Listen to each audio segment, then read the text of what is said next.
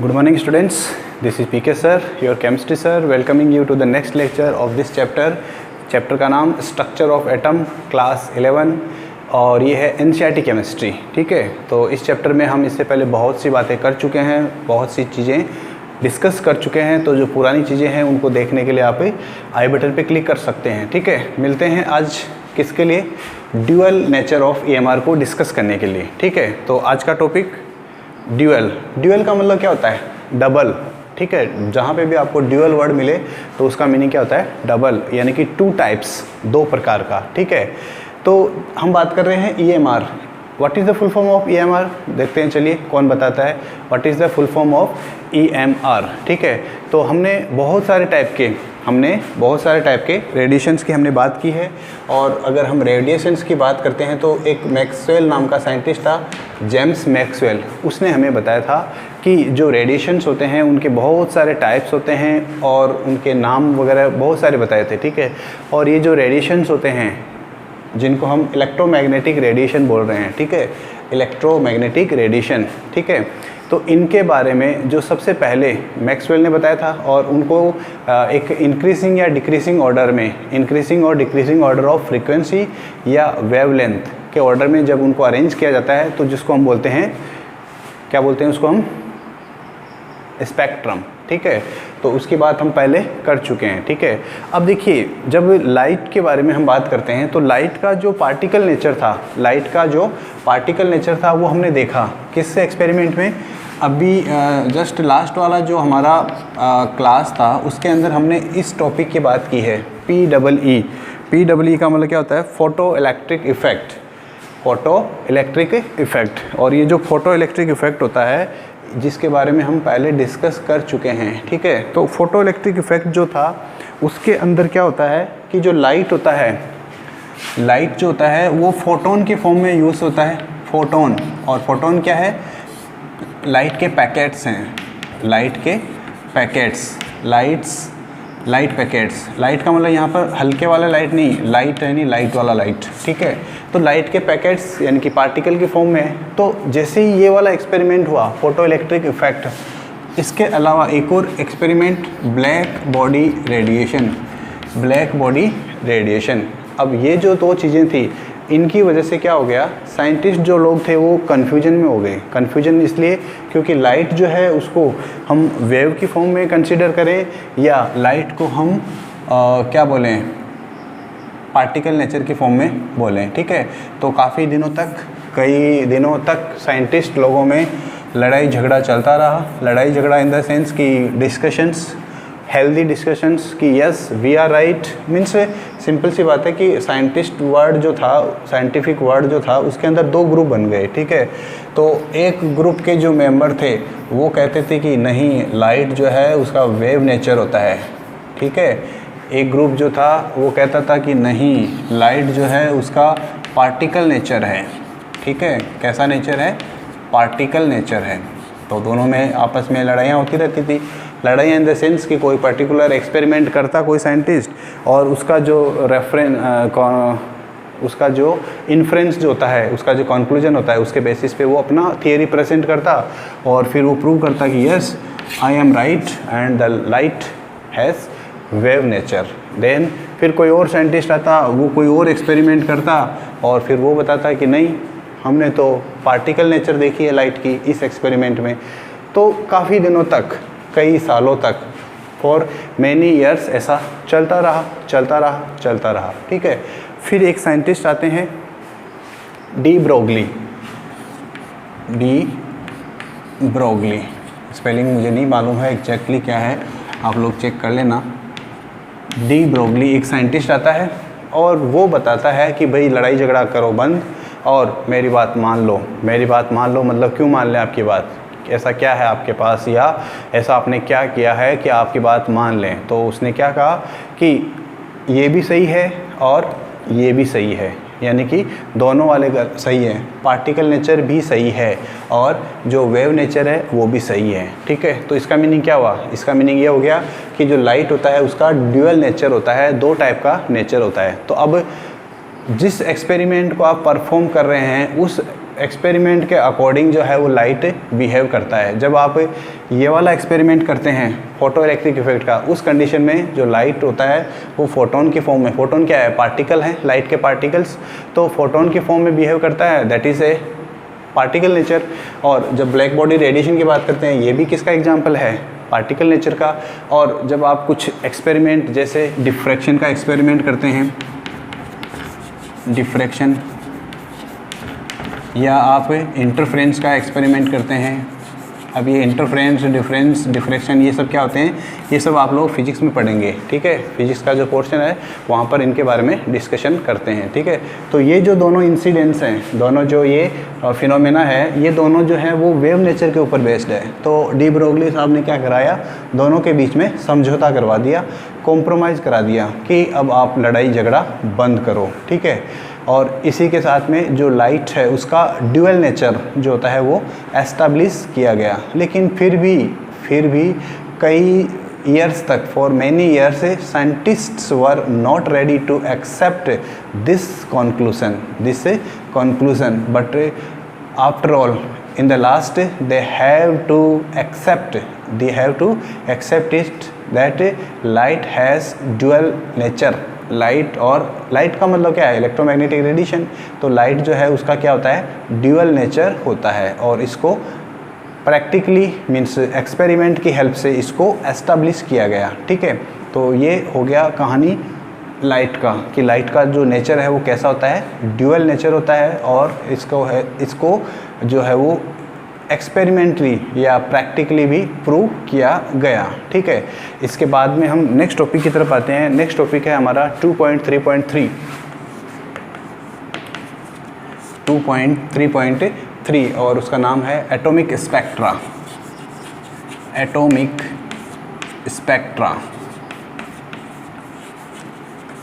अब atomic spectra क्या होता है, देखिए फर्स्ट वर्ड तो ये है कि स्पेक्ट्रा क्या है। हमने स्पेक्ट्रम वर्ड तो सुना है, लेकिन स्पेक्ट्रा क्या होता है, तो देखिए सिंपल सा कॉन्सेप्ट है कि स्पेक्ट्रम जो होता है ये तो है आपका सिंगुलर, ये तो है आपका सिंगुलर, और स्पेक्ट्रा जो वर्ड है वो है आपका प्लूरल, ठीक है, वो है आपका प्लूरल। चलिए एक सिंपल सा इंग्लिश नॉलेज का क्वेश्चन पूछते हैं आप लोगों से कि कोई एक एग्जाम्पल बताइए ऐसा जिसके अंदर इस टाइप का प्लूरल और इस टाइप का सिंगुलर का एग्जाम्पल हो, ठीक है। देखते हैं कौन बता पाता है, ठीक है। और मैं आपको हिंट दे देता हूँ, वो जो वर्ड है, मतलब ऐसा नहीं है कि सिंगल वर्ड ही है, बहुत सारे वर्ड्स ऐसे, लेकिन आपको कमेंट सेक्शन में सबको अलग अलग अपना अपना वर्ड सेलेक्ट करके बताना है। उसके दोनों फॉर्म बताने हैं आपको, मीन्स दोनों फॉर्म का मतलब क्या, उसका सिंगुलर फॉर्म और उसका प्लूरल फॉर्म दोनों बताना है, ठीक है। इसके जैसे और कोई पेयर, ठीक है। तो देखते हैं कौन बता पाता है, ठीक है। चलिए अब हम बात कर रहे थे एटॉमिक स्पेक्ट्रा, यानी कि एटम का स्पेक्ट्रम, ठीक है। हमें मालूम है कि जो लाइट होता है उसका जो स्पीड होता है, लाइट का जो स्पीड होता है कितना होता है, लाइट का स्पीड 3 × 10⁸ मीटर पर सेकंड, यानी कि अगर आप इसको किलोमीटर में कन्वर्ट करते हैं तो ये होता है आपका 3 लाख किलोमीटर, 3 लाख किलोमीटर पर सेकंड, ठीक है। बहुत ज़्यादा है, लाइट का स्पीड तो बहुत ज़्यादा है।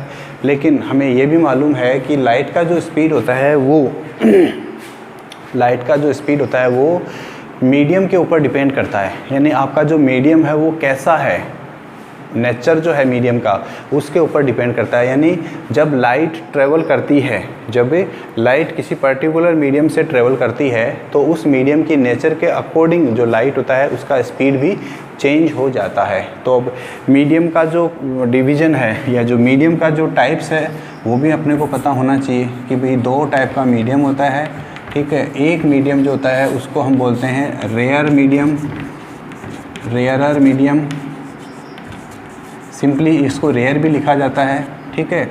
और दूसरा जो मीडियम होता है उसको हम बोलते हैं डेंसर मीडियम। क्या बोलते हैं इसको हम, डेंसर मीडियम, या डेंस भी बोल दिया जाता है कभी कभी।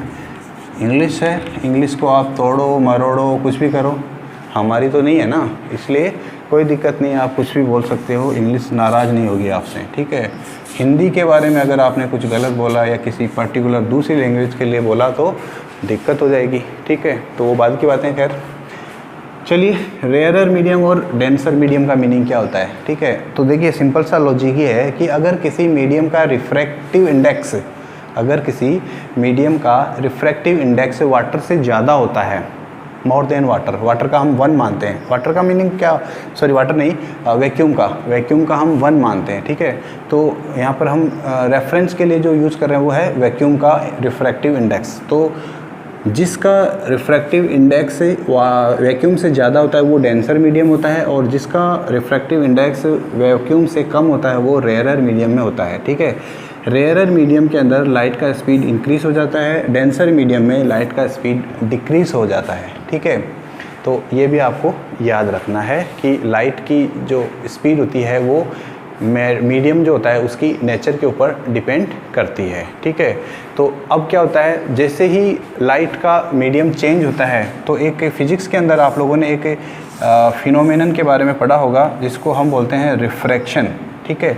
मान लीजिए ये एक ग्लास का स्लैब है, ये क्या है, एक ग्लास का स्लैब है, और यहाँ पर एक लाइट वेव आती है, एक लाइट वेव है, एक लाइट वेव जो फॉल करती है इस पॉइंट पर, ठीक है। तो इस पॉइंट पर जब ये लाइट की वेव फॉल करती है तो यहाँ पर हम जनरली एक नॉर्मल बनाते हैं that is perpendicular to the surface, okay. यहाँ पर हम क्या ऑब्जर्व करते हैं, बाहर की तरफ तो एयर मीडियम है, एयर के अंदर मूव करने वाली कोई एक वेव जो है किसी दूसरे मीडियम के अंदर एंटर कर रही है, तो दोनों मीडियम्स को सेपरेट करने वाली सरफेस के ऊपर ये जो वेव होती है ये अपना पाथ चेंज कर लेती है, ओके। और फिर यहाँ पर फिर से उसका मीडियम चेंज होता है तो फिर ये वापस अपना पाथ चेंज कर लेती है। ये जो प्रोसेस होता है, ये जो फिनोमेना होता है, इस फिनोमेना को हम रिफ्रैक्शन बोलते हैं। क्या बोलते हैं इसको हम? रिफ्रैक्शन, जिसके अंदर 2 मीडियम्स की कहानी है, 2 मीडियम्स की कहानी है। एक होता है रिफ्लेक्शन। चलिए देखते हैं आप लोगों का फिजिक्स का नॉलेज कितना है, किस किस को पता है कि रिफ्लेक्शन क्या होता है, कमेंट सेक्शन में बताइए। What is the meaning of reflection? ये तो मैंने रिफ्रैक्शन बता दिया, ठीक है, कि इस प्रोसेस को हम रिफ्रैक्शन बोलते हैं, ठीक है। अब देखिए क्या होता है, जो वाइट लाइट होती है, वाइट लाइट का मतलब समझते हो सभी लोग, जब किसी वाइट लाइट की बीम को या किसी वाइट लाइट की वेव को जब आप प्रिज्म में से पास करते हैं, प्रिज्म तो सभी ने देखा होगा फिजिक्स में, फिजिक्स की लैब के अंदर देखा ही होगा, एक ग्लास का बना हुआ ट्राइंगुलर 3 एंगल वाला एक सॉलिड सरफेस, एक सॉलिड मटेरियल, कुछ भी बोल दीजिए, सॉलिड होता है, ग्लास का बना होता है, ठीक है। इसके ऊपर जब आप कोई एक वाइट लाइट की रे इंसिडेंट करते हैं, वाइट लाइट की रे इंसिडेंट होती है, तो वाइट एक गाना भी है ऐसा कोई, वाइट पता नहीं, याद नहीं आ रहा।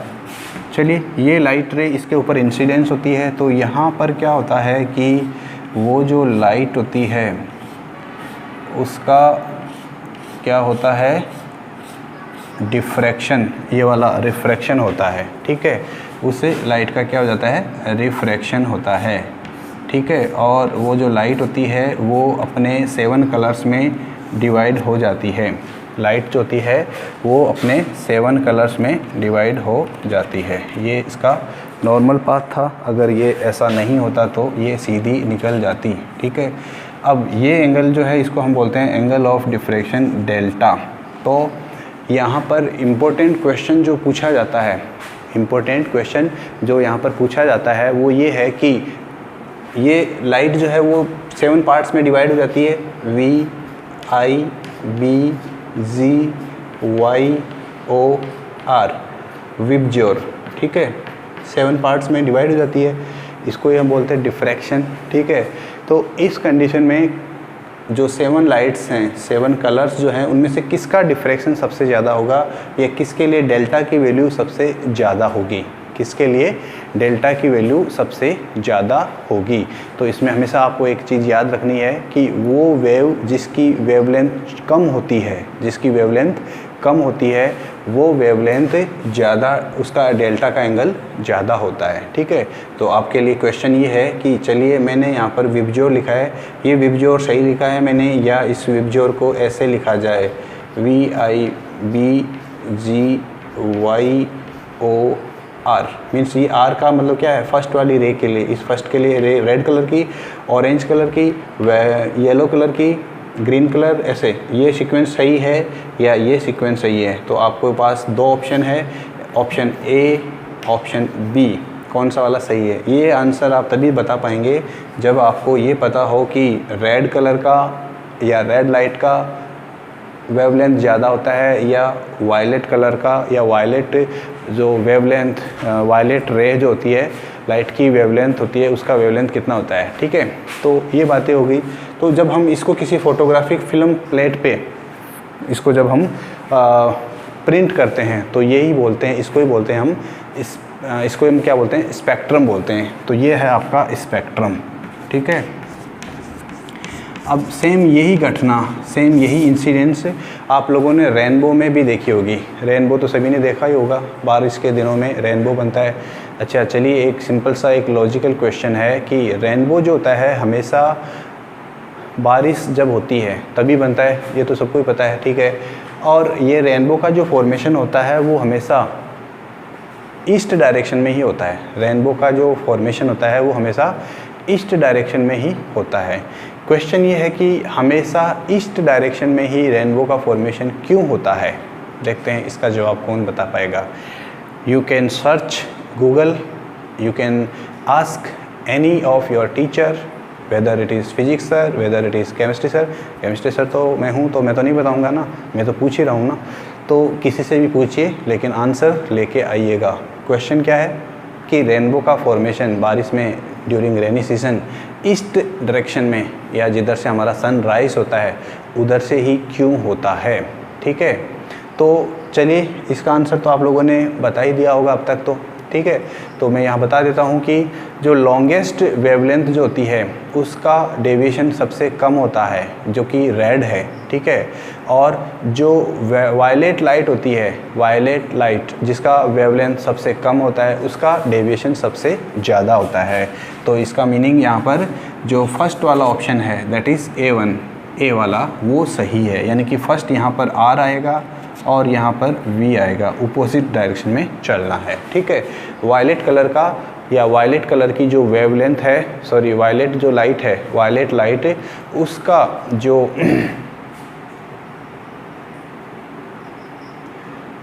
while the violet light which has shortest wavelength is deviated the most। हाँ ठीक है, चलिए तो ये बात हो गई इसकी। अब देखिए यहाँ पर क्या होता है कि ये जो सीक्वेंस होता है इनका, ये सीक्वेंस कॉन्टीन्यूस होता है। कॉन्टीन्यूस इन द सेंस कि वायलेट है, वायलेट के जस्ट बाद में इंडिगो आ जाता है, इंडिगो के बाद में ब्लू आता है, ब्लू के बाद ग्रीन आता है, ग्रीन के बाद येलो आ जाता है, येलो के बाद ऑरेंज, और ऑरेंज के बाद रेड। कॉन्टीन्यूस होता है। ठीक है, तो ऐसा जो स्पेक्ट्रम होता है उसको हम बोलते हैं कॉन्टीन्यूस स्पेक्ट्रम। क्या बोलते हैं इसको हम? Continuous spectrum. स्पेक्ट्रम तो पहले से लिखा हुआ है, no need to write again. ठीक है, चलिए ये हो गया कॉन्टीन्यूस स्पेक्ट्रम।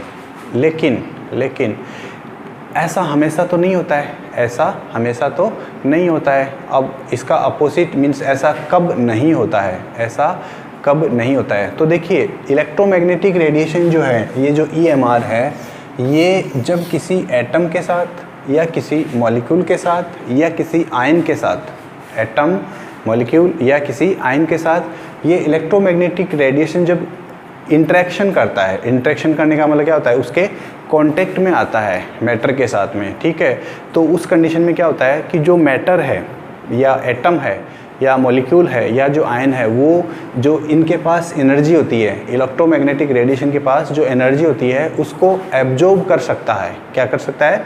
एब्जॉर्ब कर सकता है, और उसका एक एनर्जी लेवल जो है वो इंक्रीज हो सकता है। ठीक है, वो एक हायर एनर्जी स्टेट में जा सकता है। ठीक है, अब जैसे ही कोई ऑब्जेक्ट के पास एनर्जी ज़्यादा हो जाती है तो वो अनस्टेबल हो जाता है। ये एक नेचर का सिंपल सा रूल है, नेचर का सिंपल सा रूल है कि जिसके पास एनर्जी ज़्यादा होती है वो अनस्टेबल होता है, वो ज़्यादा उछलता है। सिंपल सी लॉजिक है। देखिए एग्जांपल बताता हूँ, बहुत ही interesting example.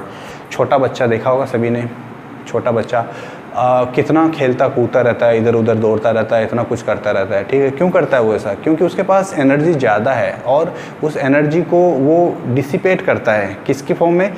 by playing, by running, by walking here and there, simply without any reason। वो क्या करता है, इधर उधर खेलता रहता है, दौड़ता रहता है, रोता रहता है। रोना भी क्या है, एक एनर्जी को कंज्यूम करने का उसका एक तरीका होता है, ठीक है। अब बात करते हैं हम दूसरे आदमी के। एक बूढ़ा आदमी है 75 ईयर ओल्ड, एनर्जी कहाँ है उसके पास, नहीं है। तो जब एनर्जी नहीं है तो खेलना कूदना ये सब तो छोड़ ही दो, तो उसके पास तो एनर्जी ऑलरेडी कम है, तो वो आराम से एक ही जगह बैठा रहता है, स्टेबल, ठीक है। बच्चा एनर्जी ज़्यादा, अनस्टेबल, इधर उधर घूमता रहता है। तो एनर्जी और स्टेबिलिटी का दोनों का ऑपोजिट रिलेशन होता है, इनडायरेक्टली इनवर्सली प्रोपोर्शनल का रिलेशन होता है। ज़्यादा एनर्जी कम स्टेबिलिटी, कम एनर्जी ज़्यादा स्टेबिलिटी। तो जिस एटम या जिस मॉलिक्यूल या जिस आयन ने एनर्जी को एब्जॉर्ब कर लिया, उसका एनर्जी तो बढ़ जाएगा, और एनर्जी जब उसका बढ़ जाएगा तो वो क्या हो जाएगा, अनस्टेबल हो जाएगा। और अनस्टेबल होने के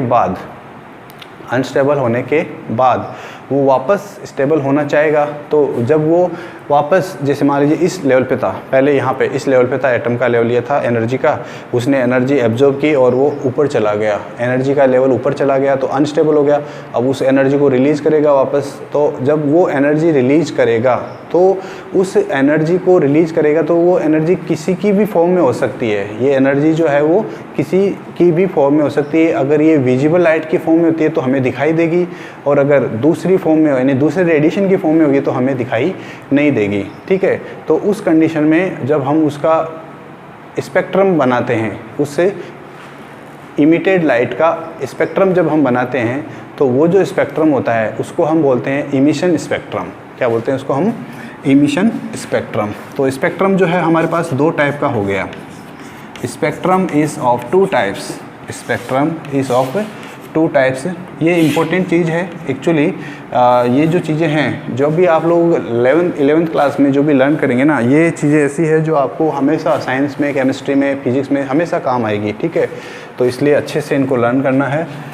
तो स्पेक्ट्रम दो टाइप का होता है, absorption spectrum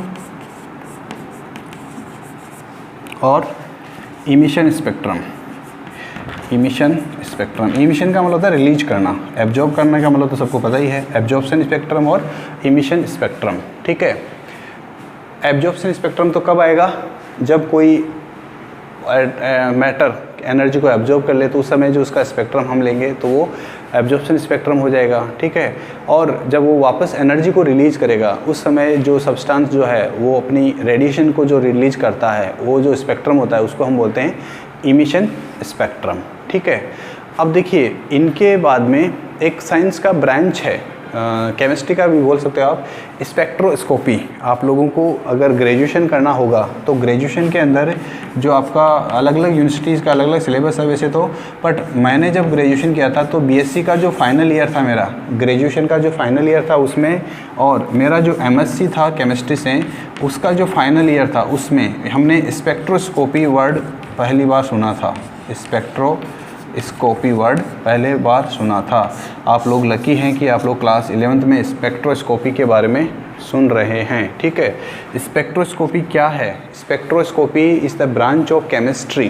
spectroscopy is the branch of chemistry in which different type of spectra are studied and discussed, whether it may be absorption spectrum और इट में बी एमिशन स्पेक्ट्रम, ठीक है। तो ये जो बातें हैं ये हम पढ़ते हैं कहाँ पर, स्पेक्ट्रोस्कोपी में। स्पेक्ट्रोस्कोपी जो है बहुत ही यूज़फुल ब्रांच है केमिस्ट्री का। हमें जो नॉलेज है एक्सटर्नल, जो हमारा स्पेस है, स्पेस के अंदर जो बहुत सारे स्टार्स है उनके बारे में जो हमें नॉलेज है वो इसी की वजह से हुआ है।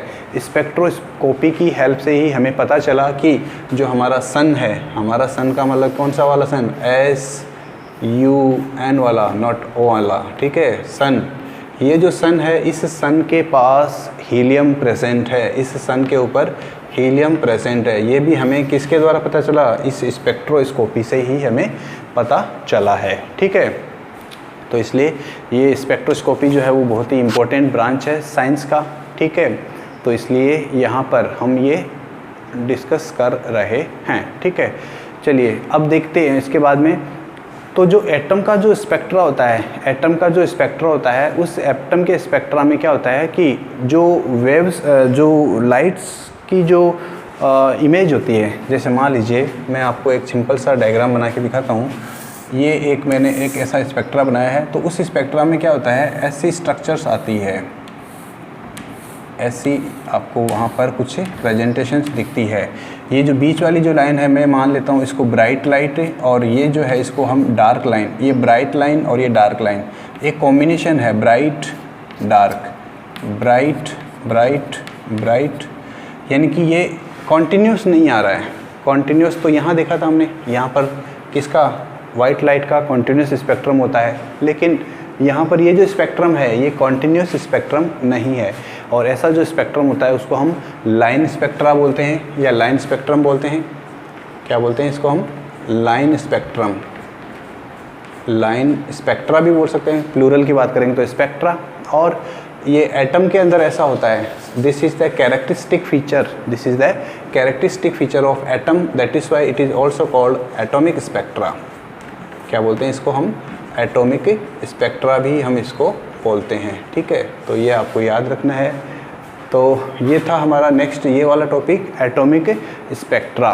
ठीक है, अब इसके अंदर जो होता है ये ब्राइट लाइंस होती है और डार्क लाइंस होती है, दो टाइप की यहाँ पे लाइंस होती है।